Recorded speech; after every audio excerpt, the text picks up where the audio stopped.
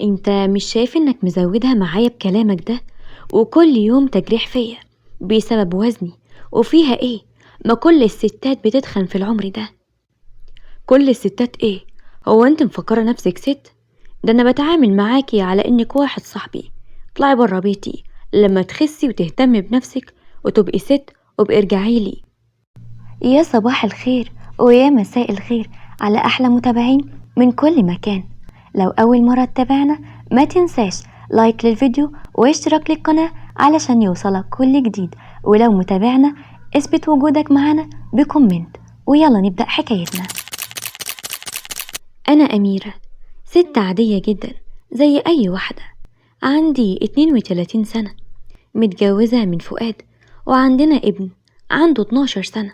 حياتنا كانت حلوة جدا، لكن كل حاجة اتغيرت من وقت ما وزني زاد شوية. جوزي بقى شايفني راجل وبيقولي اني مش محسوبة على الستات. دايما شايفني قليلة في كل حاجة، وما بيعديش اي وقت الا لما يقعد يجرح فيا. بقولك ايه يا اميرة، انا ما بقتش مستحمل العيشة دي. ما بقتش عارف انام بسبب صوت الشخير عالي جدا. طيب اهدى يا فؤاد بس، تحب احضر لك الفطار قبل ما تنزل؟ انت جيت امبارح متأخر بالليل ونمت من غير عشاء. انا بتكلم في ايه وانت بتتكلمي في ايه؟ بقولك وانت نايمة الصوت مسمع العمارة كلها. انا ما بقتش عارف انام. انا مش هنام جنبك تاني، انا قرفت. لو سمحت يا فؤاد، ما ينفعش تتكلم معايا بالطريقة دي. ابننا ممكن يسمعك وانت بتهني وتجرح فيا كده. يعني هو ما يزعلش وانا اللي اتفلق عادي؟ انا ما بقتش قادر على العيشة دي.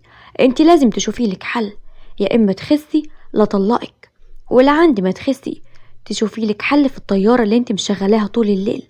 انا بعد كده هنام في اوضة تانية، لا عندي ما تشوفي حل. مالك يا فؤاد؟ انت ما كنتش كده، كنت بتحبيني جدا اول جوازنا. ايه اللي حصل لك من بعد ما خلفت ابننا؟ وانت كل كلامك تجريح فيا، وانا مستحملة بس علشان ابني. فؤاد ما ردش عليا وخرج. فؤاد كان بيحبني جدا، لكن من بعد ما خلفت وجسمي وشكلي اتغيروا وبقيت بدي اهتمام كله لبيتي علشان يبقى مرتاح، من وقتها ما بقاش بيحبني ولا يهتم بيا. فين فؤاد بتاع زمان اللي كان بيتمنى لي الرضا؟ هو علشان الواحدة مننا وزنها يزيد شوية يبقى هي كده بقت وحشة؟ قررت مديش اي اهتمام لكلامه مادام معايا ابني. بعدها رحت على بيت اهلي ولقيت اختي عندهم وقالت لي: مالك يا اميرة؟ شكلك زعلانة قوي من اول ما جيتي وانت ما بتتكلميش مع حد. انت وجوزك اتخانقتوا ولا ايه؟ فضفضي يا حبيبتي. والله يا الهام ما عارفة اقولك ايه، جوزي ما بقاش طايق شكلي كده، وعمال يقولي ان اتخنت قوي وشكلي وحش وزي الفيل. طيب قوليلي، هو انا شكلي وحش علشان وزني زاد؟ يا حبيبتي مفيش حد شكله وحش، كلنا حلوين، بس انت عايزة شوية اهتمام وهتبقي ولا حتى بتوع السيمة. انت من بداية جوازك وانت موفرة كل سبل الراحة لجوزك ومدياله الاهتمام كله، لدرجة نسيتي نفسك. فحاولي تروحي الجيم وتظبطي اكلك وتهتمي بنفسك وتغيري قصة شعرك كده، يعني اعملي اختلاف، غيري. انت كده كده مش خسرانة حاجة. خلي جوزك يعرف انك لسه بجمالك وحلاوتك. هو انا هجيب منين يا الهام؟ اصرف على ده كله ازاي؟ فؤاد بيحاسبني بالقطارة، مش بيديني فلوس غير على قد المصروف البيت بس كده. ده حتى ما بقاش بيقعد ياكل معايا انا وابنه، وكمان بقى بيتجنبني، ما بقاش بيتعامل معايا، ولو يتكلم معايا بيقعد يجرح فيا، وانا بخاف لابني يسمعنا وده يأثر على نفسيته. وكمان بفكر افتح اي مشروع ليا اتسلى فيه بعيد عن جوزي، بس ما معيش ولا مليم. يا حبيبتي ما تشيليش هم، انا موجودة معاكي كل اللي تحتاجيه. وبعدين كويس انك جيت النهاردة، اخوكي الله يبارك له عايز يدينا كل واحدة ورثها. انا قلت له مش محتاجة حاجة، انا الحمد لله مستورة معايا. شوفي يا حبيبتي انت محتاجة ايه، وانا وهو مش هنبخل عليكي باي حاجة ابدا. يا حبيبتي ربنا يكرمك ويوسع في رزق اخونا يا رب. بعدها بفترة أخويا بعتلي حقي من ورثي وفعلا فكرت أبدأ مشروع ليا ويكون محل ملابس. حبيت أبدأ بنفسي بعيد عن جوزي، وحبيت أثبت له إني قدها. وفعلا قعدت فترة أظبط أموري لأنه كنت تايهة جدا في مشروعي، وجوزي كان بيخرج بدري على شغله وما كنتش بشوفه علشان أتكلم معاه. فؤاد عامل إيه النهاردة؟ امبارح فضلت اتصل بيك كتير قوي لكن مردتش عليا.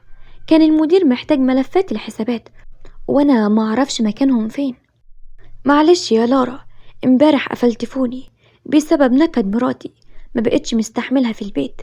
الملفات سبتهم امبارح على المكتب وقت ما كنت عندك. اهو انت الوحيدة اللي بتخففي عني الهم كله. هي المدام غبية ولا ايه؟ ازاي تزعل راجل زيك؟ ده انت مفيش منك اتنين. يا ريت لو تكون معايا انا.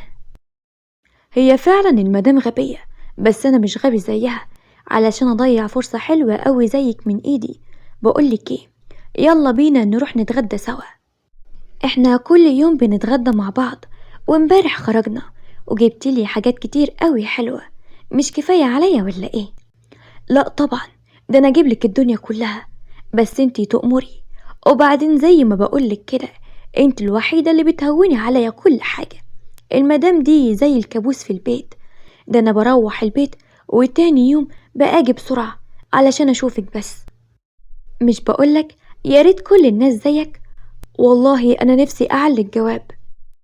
فؤاد بالليل رجع على البيت وانا كنت محضراله العشاء، وكنت لابسة عباية حلوة وكنت مستنياه، وقلت له حمد لله على السلامة يا فؤاد. اتأخرت ليه؟ بقالي كتير قوي مستنياك. انا حضرت ليك العشاء وعملت كل الاكل اللي انت بتحبه، لان بقالنا كتير قوي ما قعدناش مع بعض قعدة حلوة. بقولك ايه يا اميرة، بلاش تعيش الدور. ولابسة ايه ده؟ مفكرة يعني كده هتتغيري في نظري؟ اهو انتي لسه زي ما انتي، علاء صاحبي وزي الفيلة. اتضايقت جدا من كلامه، وفي نفس الوقت كنت حزينة قوي. ليه جوزي بيعاملني كده؟ بعدها رديت عليه وقلت له طيب تعالى، انا محضرة ليك العشاء. مش عايز اكل، انا اكلت مع صحابي، ويا ريت بعد كده بلاش تستنيني. انا من هنا ورايح اكلي كله هيكون برا، ما بقتش حابب اكل في البيت ولا حتى اقعد فيه. فضلت اعيط على حالي، وفؤاد حد اتصل بيه ودخل يكلمه. ايه يا حبيبتي، اتأخرت عليكي معلش، اصل كنت بخلص من الهم اللي على قلبي هنا. معرفش ايه ده، انا اتجوزتها ازاي؟ معرفش ازاي كنت اعمى كده وشفتها وما شفتكيش انتي، وانتي الجمال كله. يعني خلاص قررت هتيجي تخطبني يا فؤاد؟ انا فكرت شوية وقلت احنا نعرف بعض من زمان قوي، واكيد مش هلاقي راجل احسن منك يناسبني. وعلى فكرة انا اتكلمت مع بابا عنك ومستنية اخد لك ميعاد معاه، واكيد زي ما وعدتني هتجيب لي شقة في نفس العمارة اللي اهلي ساكنين فيها. يا سلام كده بس، ده انا هاجي بكرة اخطبك من النجمة. طبعا خديلي ميعاد معاه، بكرة هاجي بإذن الله. بس بقولك ايه، بفكر اخلي جوازنا كده على قدنا بعيد عن الشركة، يعني محدش من الزملاء يعرف حاجة. وطبعا شقتك زي ما اتفقنا، انا اعملك اي حاجة، بس اهم حاجة ننول الرضا. وتاني يوم اتفاجئت ان فؤاد عايز يبعتني عند اخته في بيتها. لازم تروحي يا اميرة علشان اختي الكبيرة ما تزعلش، بنتها بتتجوز ومحتاجين يظبطوا كل حاجة، وانتي لازم تروحي وتساعديهم. وهيكون هناك كل اخواتي بعيالهم، ولازم تلبسي قدامهم لبس كويس علشان محدش يقول على مراتي وحشة ومحدش يحرجني. كلامه خلاني حزينة جدا، وسكت وما اتكلمتش لان عارفة الكلام معاه مفيش فايدة فيه. كان كل مرة يقولي كلام يجرح فيا وكنت بسكت، اصل مش عيب ولا حرام. الوزن الزايد، كل الحكاية محتاجين حد يقبلنا في حياته بأي شكل لينا. بعدها رحت البيت أخته وحضرنا كل حاجة، وجينا وقت العشاء، وأخت فؤاد قالت لي مالك يا أميرة، مش هتاكلي معانا ولا إيه؟ ولا مش جايلك نفس؟ لا والله أنا عاملة دايت علشان أخس شوية. أخت فؤاد التانية ردت عليا والكل ضحك على كلامها. لا انت مش محتاجة دايت، انت عايزة شفط علشان الدهون دي كلها مش هتخلص بالدايت. لا يا أميرة كلي، ولا مكسوفة علشان ما نشوفش هتاكلي كمية قد إيه. كلامهم كسر بخاطري، ولكن اتحملت وكنت بضحك معاهم علشان ما حدش يفكر إن الكلام زعلني. كنت بحاول أعدي يومي معاهم بالعافية، وبحمد ربنا إن ابني ما كانش قاعد معانا وما يسمعش كل التريق والكلام اللي بيتقال عليا، وكان بيلعب بعيد عني. وجوزي قعد معاهم شوية وبعدها خرج بدون ما يعرفني هو رايح على فين، وكأنه كان قاصد يشغلني معاهم. نورتنا يا ابني. لارا بنتي قالت انك عايز تتجوزها، واللي اعرفه انك متجوز واحدة بقالك 12 سنة وكمان مخلف منها ولد. بنورك يا عمي، انا بس مستني موافقة حضرتك على جوازي من لارا، وهطلق المدام لان مفيش تفاهم بينا، والشقة زي ما اتفقنا هتكون معاكم في العمارة هنا، وطبعا هتكون تمليك. طبعا يا فؤاد، انا عايزة الشقة باسمي علشان اضمن انك ما تسيبنيش زي مراتك الاولى، واكون ضامنة نفسي معاك. حاضر، نكتب الكتاب على الضيق، وان شاء الله اكتب لك الشقة بعدها فورا. انا ما عنديش اغلى منك، كده نكون متفقين. يلا نقرأ الفاتحة. بعدها فؤاد اتأخر عليا، فاضطريت اروح انا وابني في تاكسي. وبعد فترة دخل عليا وقلت له: كنت فين يا فؤاد؟ سبتني انا وابنك لوقت متأخر عند اختك وما عبرتنيش ولا جيت. تقدر تقولي كنت فين ده كله؟ نعم، انتي هتتحكمي فيا ولا ايه؟ اروح مكان ما اروح، ولعلمك انا هتجوز واحدة زميلتي معايا في الشغل. صدمني جدا بكلامه، ورديت عليه وانا تحت صدمتي وقلت له: لا، انت اكيد بتهزر معايا. ازاي هتتجوز عليا بعد ده كله؟ هتتجوز عليا؟ ده انا فرشالك الارض ورد وما قصرتش في حقك في اي حاجة، ده كله علشان وزني زايد شوية. شوية ايه يا اميرة؟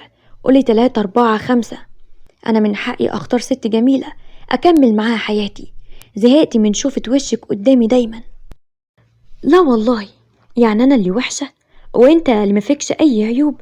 ده كفاية انا اللي مستحملاك وما بحبش اتكلم.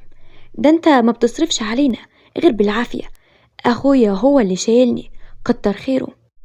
خسارة كل الحب اللي حبيته ليك واني محافظة على بيتك. انت ما تستاهلش اي حاجة حلوة انا قدمتها ليك.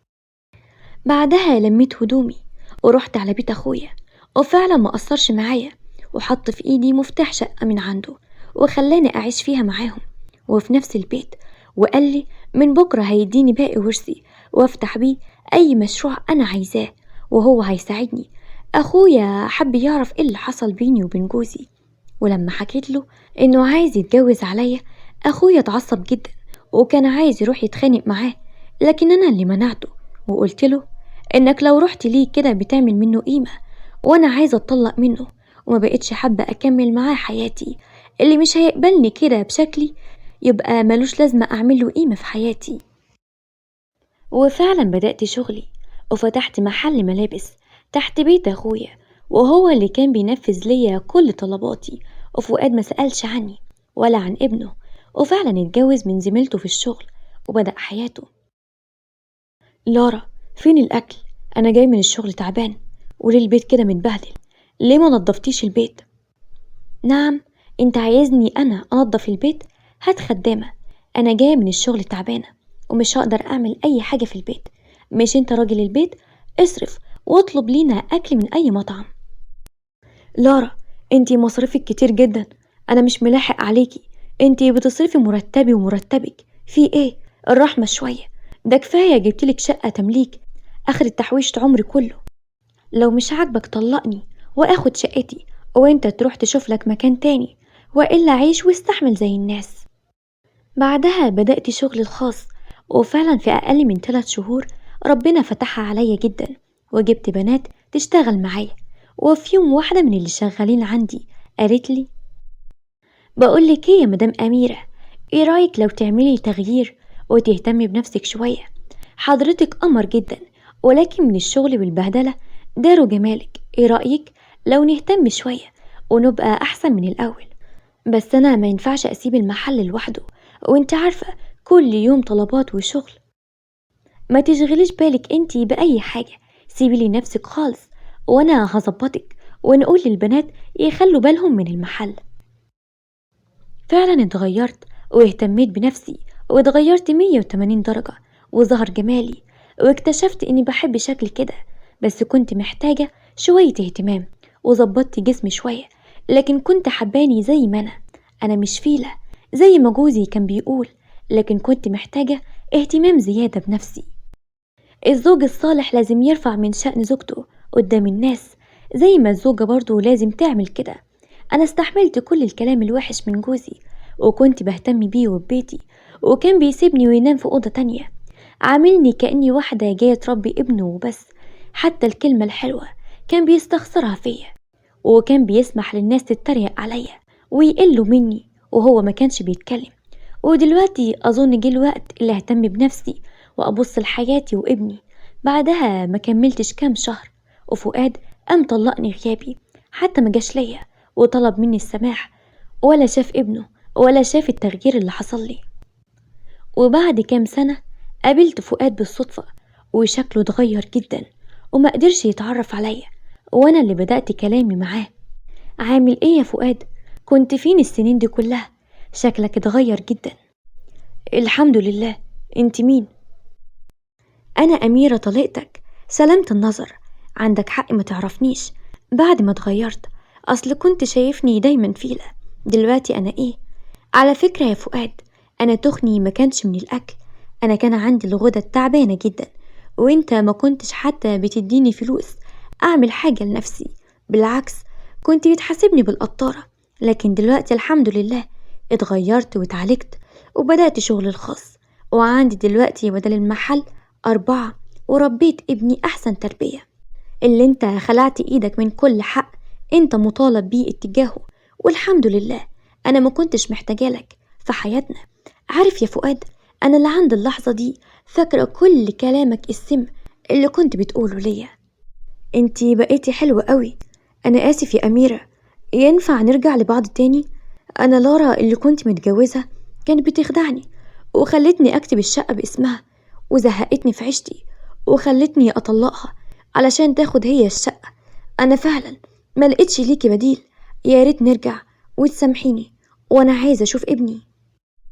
لا يا فؤاد، انت نسيت ابنك من سنين اللي عدت دي كلها، وما طلبتش تشوفه ولو مرة واحدة.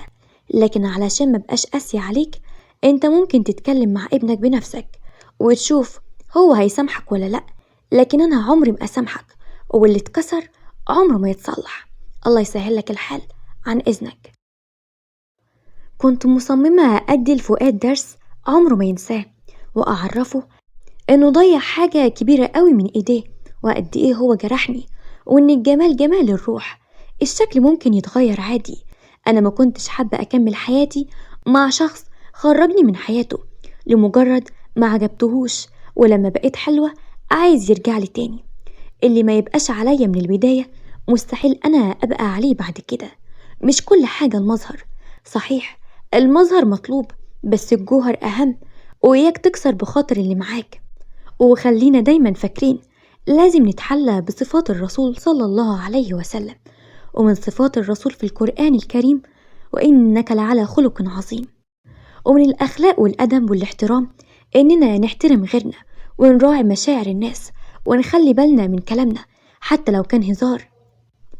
وبتقول صاحبة القصة: كان عندي حق لما سبته، ولا كنت أرجع له علشان خاطر ابني؟